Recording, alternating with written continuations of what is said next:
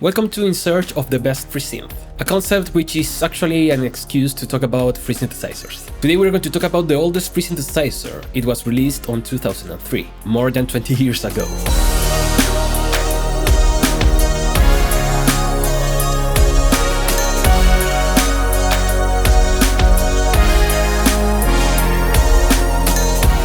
Now I want to transform this into some sort of series when I go deep on free synthesizers, but that can only happen with your help. So if this video reaches 100 likes and more than 1000 views, I will work on the next free synth video. That's the only way I can know if you're interested in this. So let's start with today's synth. So as I said, this synth was released on 2003, but despite that, the user base is still going strong.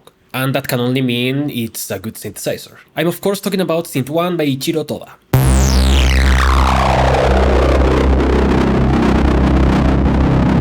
Now, of course, the version that we have today is not the same as the one released on 2003, but the last update, I believe, was around 2013. So still, this version is 10 years old.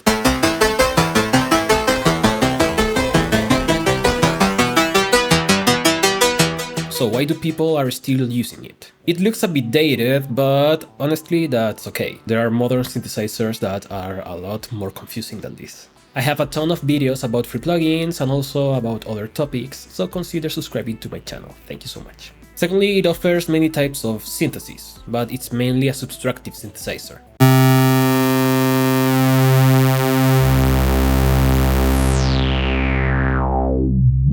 It has two oscillators, which can be synced. You can also apply ring modulation and frequency modulation between them.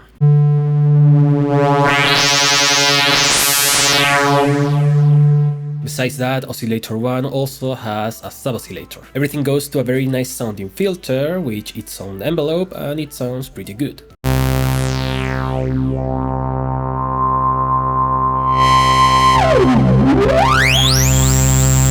It has two LFOs, which can be set to modulate these parameters that you see right here. Besides that, it has these two slots for MIDI modulation, as for instance the mod wheel, that can modulate all of these parameters that you see in the screen.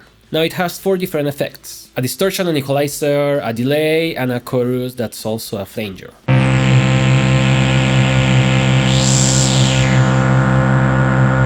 Now the distortion is not actually a distortion because you can also set it to be a phaser, or a compressor, or a decimator.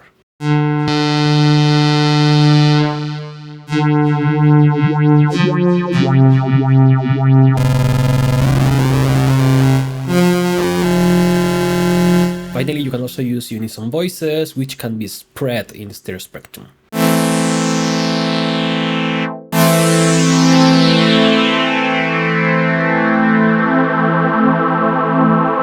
So my first impression is that this is actually very good. And what makes it even better, and one of the reasons on why it's so widely used, is that it requires very low CPU usage, so you can run it in a potato if you want. So I can see why it's so popular. It seems to be a very versatile synth, especially thanks to the two oscillators with the FM and whatnot, and also the effects, because if you ask me, they are important when deciding if a synthesizer is great or only good. But of course, everything looks great on paper. We have to actually play with it to test the versatility and the sound. So let's create some noise.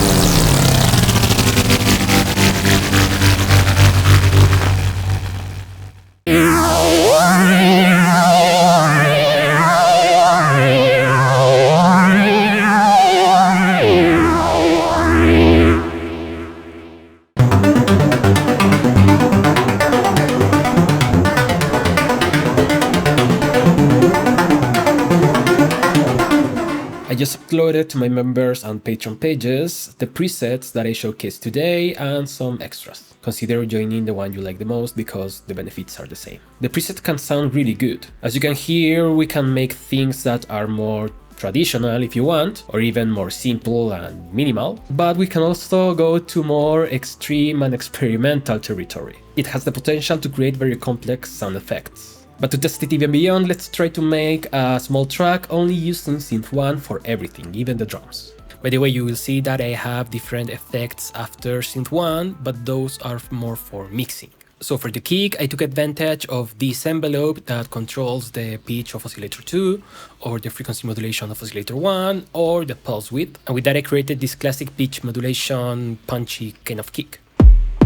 Then to add more character, I used the saturation that's on the filter. So it's a pretty simple but effective kick. For the snare, I knew I needed the noise generator, but that's on oscillator 2, which means I cannot create that pitch envelope like I did with the kick. So instead what I did was to mix oscillator 1 with the noise and actually use the envelope to control the FM amount of oscillator 1, but really fast. It adds more clickiness and a little bit of transient to the sound, but you can hear that most of the work is made by the noise. I used the chorus to add more ambience and also the delay. I made it really fast so it works somewhat like a reverb. The hi-hat was the easiest to make, but instead of using pure noise, I used oscillator 1, which is frequency modulated by noise. Finally, I wanted to create some sort of crash, and I knew I wanted something metallic, and the way to achieve that is to actually use FM. Now, to make it more effective, I used the phaser, the delay, and the chorus, and I even added high end with the equalizer. For the bass, I had an initial idea that sounded something like this, but I didn't like where that was going, so just to fool around, I added FM.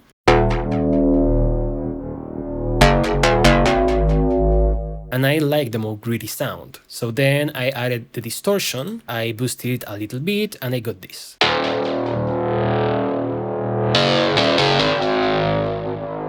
It's almost like a fake bath cheesy guitar, and I love it. I added some effects, and I wanted to use this as a layer for the actual bass, which on the other hand I kept very simple. I thought about making just a sub, but then I actually liked how it sounds with more high information, especially thanks to the saturation.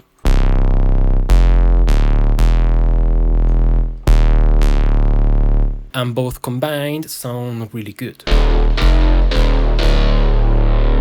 Now for leads and chords, I didn't want to use your typical sounds like braces and whatnot, so I started experimenting. For instance, after playing around with the FM and with the LFO modulating the panning, I got this sound.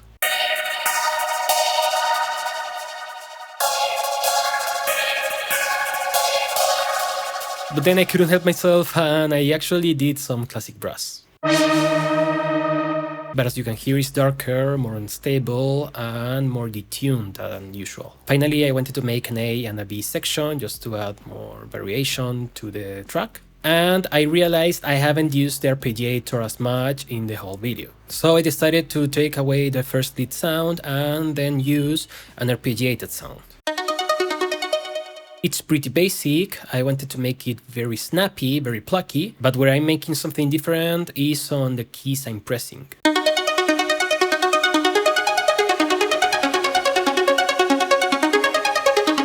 So with all of that together, the final result is this.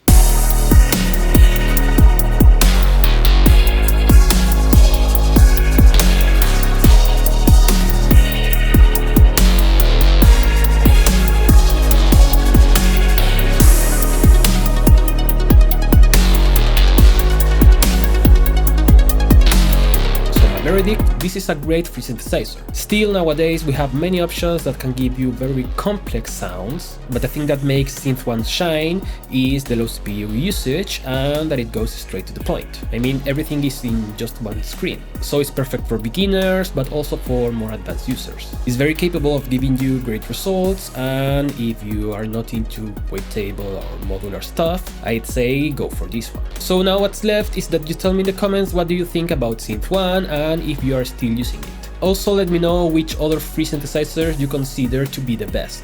Thank you so much for watching, I will see you next time and bye bye.